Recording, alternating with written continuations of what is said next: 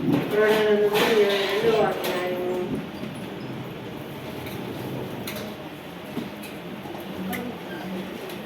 10, 11, 12 వచ్చినాడు. గ్రంథము 22వ అధ్యాయం 10, 11, 12 వస్తున్నాడు. మరియు అతడు నాతో ఇలాగ చెప్పాడు, ఈ గ్రంథ ప్రవచన వాక్యములకు ముద్ర వేయవలదు, కాలము సమీపమై ఉన్నది. అన్యాయము చేయవాడు ఇంకను అన్యాయమే చేయనివ్వు, అపవిత్రుడైన వాడు ఇంకను అపవిత్రుడుగానే ఉండనివ్వు, నీతిమంతుడు ఇంకను నీతిమంతుడుగానే ఉండనివ్వు, పరిశుద్ధుడు ఇంకను పరిశుద్ధుడుగానే ఉండనివ్వు. ఇదిగో త్వరగా వచ్చుచున్నాను, వారి వారి క్రియ చొప్పున ప్రతి వారికి ఇచ్చుటకు నేను సిద్ధపరిచిన జీతము నా యొద్ద. దేవుడి మాటలను దీవించుకున్నాక పిల్లరా, ప్రకటన గ్రంథము యోహాను యొక్క చివరి మాటలు, పద్మాసు ద్వీపంలో ఉన్న యోహాను యొక్క చివరి మాటలు చాలా విలువైనవి. యేసు ప్రభువారు పలికినాడు కొన్ని చివరి మాటలు. అవి ఈరోజు కూడా మనము వాటిని ధ్యానిస్తాం. అలాగా ఏ ఇంట్లోనైనా వాళ్ళు పలికిన చివరి మాటలు చాలా విలువగా చూస్తూ ఉంటారు, ఎంచుతూ ఉంటారు. కనుక ప్రకటన గ్రంథం రాసిన యోహాను కూడా చివరి మాటలు ఏం మాటలు అంటే, ఇదిగో నేను త్వరగా వచ్చుచున్నాను, ప్రభువారు రాబోతున్నారు.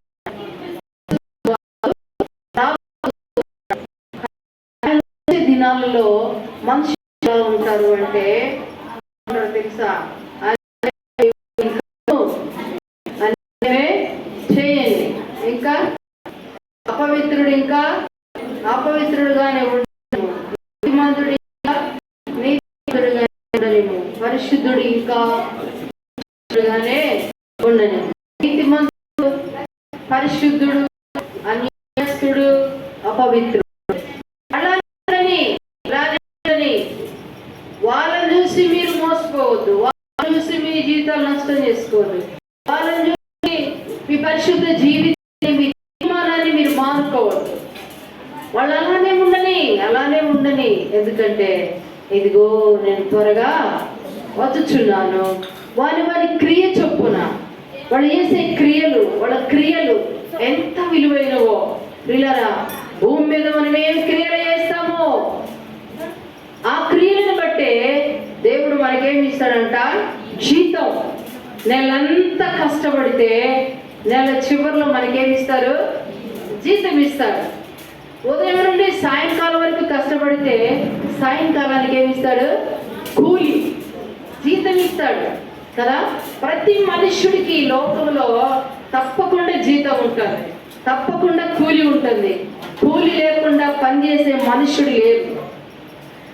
కాబట్టి లోకంలో ఈ కూలి, ఈ జీతాలు దేనికి గుర్తయ్యంటే, పరలోకంలో భూమి మీద మనం చేసిన వాటికి కూలి అక్కడ ఉంది, జీతం అక్కడ ఉన్నది. కనుక ప్రభు రాబోతున్నాడు సహోదరి. నీ జీవితంలో అన్యాయం చేసే వాళ్ళని చూసి, అపవిత్రులైన వాళ్ళని చూసి నీ జీవితంలో నీవు నీ తిన్నమైన మార్గంలో విడిచి వెళ్ళవద్దు. వాళ్ళు అలానే ఉండని.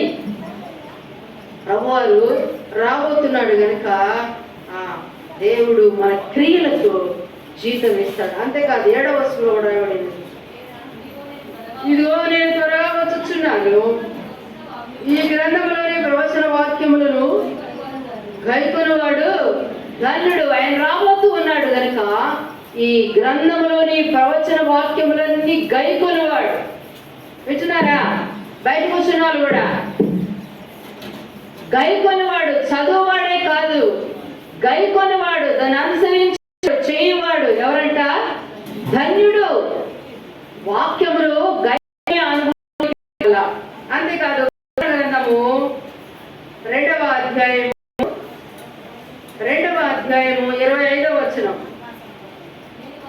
నేను వచ్చే వరకు మీ కలిగిన దానిని గట్టిగా పట్టుకోండి. నేను వచ్చే వరకు దేవుడు ఏమేమి మనకి ఇచ్చినాడో వాటిని ఏం చేయాలంట, గట్టిగా పట్టుకోవాలా. అంతేకాదు 3వ అధ్యాయము 11వ వచనం, నేను త్వరగా వచ్చుచున్నాను, ఎవడను నీ కిరీటమును అపహరింపకుండానట్లు నీ కలిగిన దానిని గట్టిగా పట్టుకున్నాడే.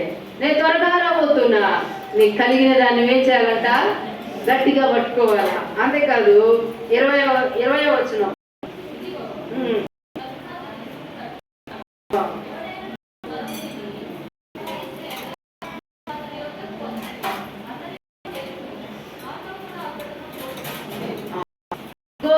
నేను వస్తా వస్తా వస్తా అంటున్నాడు దేవుడు. ఏమంటున్నాడు? వస్తా, ఇదిగో నేను వచ్చుచున్నాను, ఇదిగో వస్తాను వస్తాను వస్తానని చెప్పిన దేవుడు తప్పకుండా వస్తాడు. ఆయన వచ్చే సమయానికి నీకు కలిగిన దానిని, దేవుడు నీకు ఇచ్చిన దానిని ఎవడు అపహరింపబడుతున్నట్లుగా, ఎవరు పోగొట్టుకోకుండా వాటిని ఏం చేయాలంట? గట్టిగా పట్టుకోవాలా. ప్రియులారా, చివరి దినాల్లో ఉన్నాం, విశ్వాసము కోల్పోయే దినాల్లో మనం ఉన్నాం కనుక దేవుడు నీకు ఏవేవి ఇచ్చాడో, ఏది లోకంలో డబ్బు ఇవి కాదు, పర సంబంధమైనవి, ఆత్మ సంబంధమైనవి, ఏవి దేవుడు నీకు ఇచ్చినాడో వాటిని గట్టిగా పట్టుకో, వాటిని విడిచిపెట్టకో.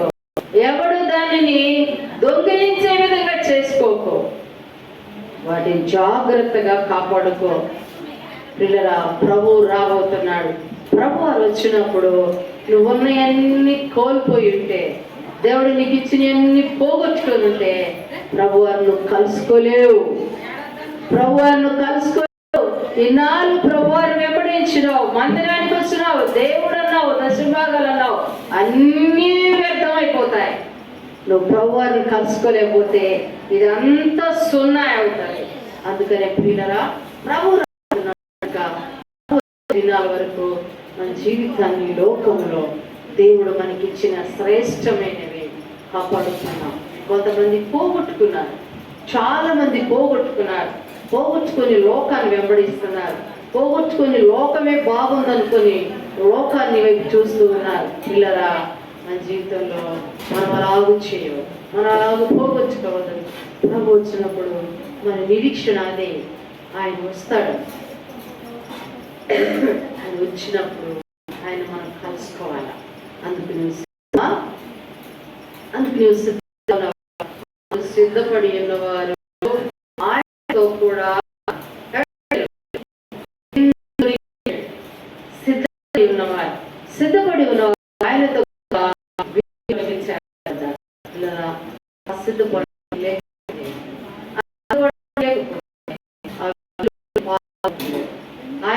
పాలుకుంటున్నది రాజ్యంలో. మరి ఎక్కడ ఉంటావు? ఎక్కడ ఉంటావు? నరకం అంటే అనుకున్నా అగ్ని